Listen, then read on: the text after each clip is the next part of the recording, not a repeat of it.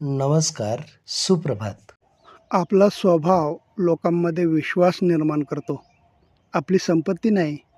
कर्म जेव्हा वसुलीला येतं, तेव्हा कोणाचाच वशिला चालत नाही.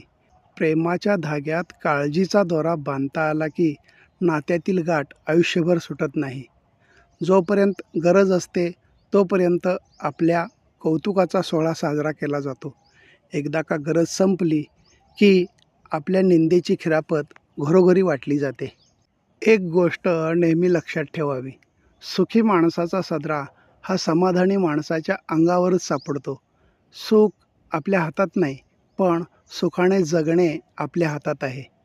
विचाराने श्रीमंत आणि मनाने समाधानी असणारी व्यक्ती सदैव सुखी असते. व्यवहार म्हणजे काय?